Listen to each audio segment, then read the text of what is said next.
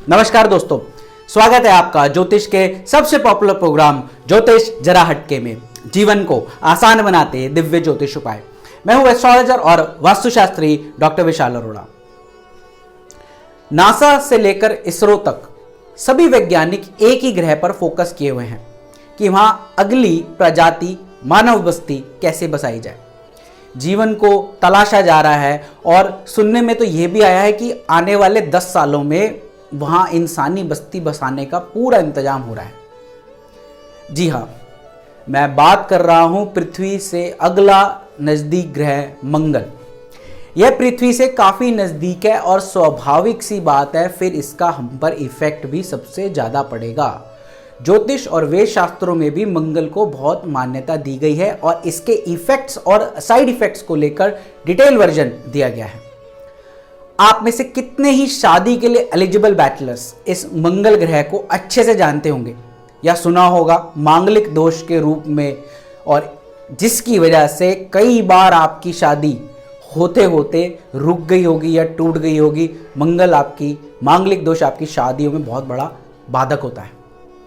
अगर हमारी कुंडली में मंगल ग्रह सही जगह नहीं विराजमान है तो मांगलिक दोष जो है वो आपकी शादी में बहुत बड़ी अड़चन और परेशानियों का कारण बनता है, डाइवोर्स का भी कारण बनता है।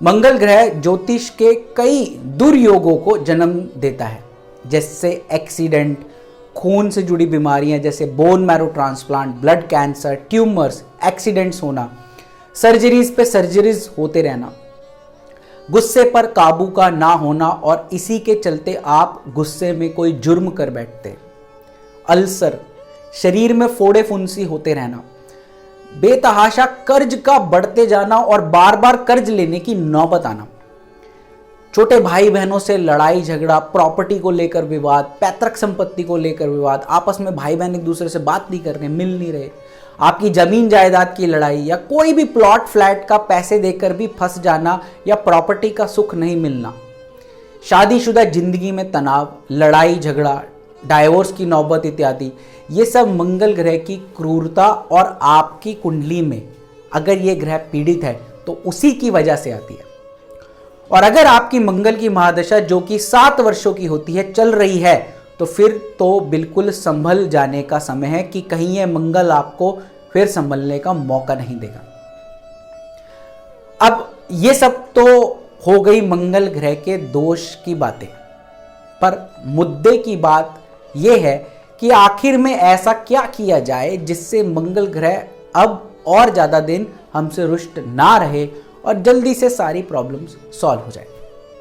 तो इसीलिए मैं आया हूं और ये वीडियो बना रहा हूं और आपकी हेल्प करूंगा और बताऊंगा कि आपको आखिर ऐसा क्या करना चाहिए कि मंगल ग्रह खुश होकर आपकी प्रॉब्लम्स को ना सिर्फ दूर कर दे बल्कि आपकी लाइफ को खुशियों से भर दे। तो इन उपायों को जो मैं अब बताने जा रहा हूं करने से आपको बहुत हद तक फायदा मिल सकता है। बस एक बार आपको आजमा कर देखना पड़ेगा। आगे बढ़ने से पहले फेसबुक व्यूअर्स जो वीडियो को इस समय देख रहे हैं, लाइक और शेयर का बटन अभी दबा दीजिए और यूट्यूब व्यूअर्स हमारे जो वीडियो देखेंगे, अगर आप चैनल पर नए आए हैं तो कृपया सब्सक्राइब का ये बटन जरूर दबाएं और ये बेल आइकन को प्रेस करना बिल्कुल ना भूलें ताकि आपको हमारी अगली वीडियो का नोटिफिकेशन आ जाए और आप कोई भी दिव्य उपाय हमारा जो बताने में आगे जाऊंगा, समय समय पर बताता हूं, वो मिस ना कर जाएं।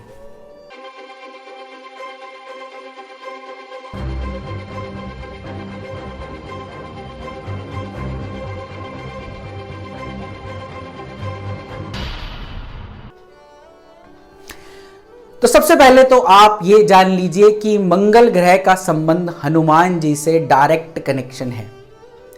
मंगल उग्र है और वीर हनुमान उसका उत्तर है और इसका मंगलवार वार होता है, इसलिए जो उपाय मैं आपको बताऊंगा वो आपको हनुमान जी को साथ लेकर करना है और वो भी मंगलवार के ही दिन। इसके लिए आप बाजार से जाकर सबसे पहले हनुमान जी की एक तांबे से बनी हुई कोई भी छोटी मूर्ति लाइएगा, ज़्यादा बड़ी नहीं, खरीद के ले आइए। साथ ही 2.5 किलो मसूर की दाल खरीद कर आपको लानी है, लाल मसूर की दाल। अब इस लाल मसूर की दाल को आपको पिसवाकर एक परात में रख देना है और उसको बीचों बीच हनुमान जी की तांबे की मूर्ति को रखकर पूरी परात को लाल कपड़े से ढक दीजिए। अब कम से कम 3 बार हनुमान चालीसा का पाठ उसके सामने बैठ के करें। एक दीपक भी जला सकते हैं देसी घी का। और उसके बाद लाल कपड़े के ऊपर से हनुमान जी की मूर्ति को पकड़कर कपड़े समेत निकाल लीजिए। ठीक है, कपड़े समेत निकालना है, ढकी हुई। ध्यान रखें हनुमान जी की मूर्ति कपड़े में ढकी हुई होनी चाहिए। अब इसे परात के सामने रख दीजिए और पिसी हुई मसूर की दाल के छोटे छोटे लड्डू बना लीजिए। सबसे पहला लड्डू हनुमान जी को मूर्ति को बिना देखे थोड़ा सा कपड़ा ऐसे उठाकर उनके चरणों में रख दीजिए और बाकी सब लड्डू बनाकर अलग से कर दीजिए। जब सब लड्डू बनकर तैयार हो जाए तो पहले 3 लड्डू गाय माता को, बाद के 3 बंदरों को दे। अगर आपके घर के आसपास बंदर नहीं है तो चिंता मत करिए, इन्हें किसी भी हनुमान मंदिर पर जाकर चढ़ा दीजिए, ये भी कर सकते हैं। अब बाकी बचे हुए लड्डू जल प्रवाह कर दीजिए। आपके आसपास कोई भी बहता हुआ पानी, नदी, नहर हो तो उसे आप उसमें कर दीजिए। और अगर ये भी नहीं है तो उसका भी उपाय है कि जमीन में आपको गड्ढा खोदकर उसमें इसको दबाना है, क्योंकि मंगल भूमि पुत्र है तो वहाँ पर भी हम कर सकते हैं। ध्यान रखिएगा कि कोई भी लड्डू आप या आपके घर वाले ना खाएं या यूज ना करें। घर आकर हनुमान जी के ऊपर रखा हुआ लाल कपड़ा आप उठाकर उसे बिना धोए अपने घर के पूजा घर में कहीं रख दे। जो लड्डू आपने कपड़े के नीचे हनुमान जी के चरणों में चढ़ाए थे उस लड्डू को सभी घर वालों को प्रसाद रूप में दे दीजिए। अगर घर में ज़्यादा मेंबर्स हैं तो आप कोई मीठी डिश बनाकर जैसे खीर या चूरमा या कुछ और उसमें वो लड्डू मिला दीजिए और सबको दे दीजिए। तो ये प्रसाद रूप में आप सबको बांट सकते हैं। हनुमान जी की मूर्ति को उसी लाल कपड़े के ऊपर रख दें और रोज पूजा करें। बजरंग बाण का या हनुमान चालीसा का पाठ डेली करें और बजरंग बाण का पाठ ज़्यादा पावरफुल होता है। बस सच्चे मन से हनुमान जी की श्रद्धा रखिए, उनके शरण में आइए और देखिए कि वो कैसे आप पर अपनी कृपा बरसाते हैं और मंगल ग्रह की पीड़ा आपकी कैसे खत्म हो जाती है। मैं उम्मीद और आशा करता हूं कि आपको ये उपाय जरूर पसंद आया होगा।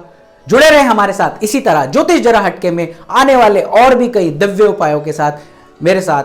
धन्यवाद आप सभी का।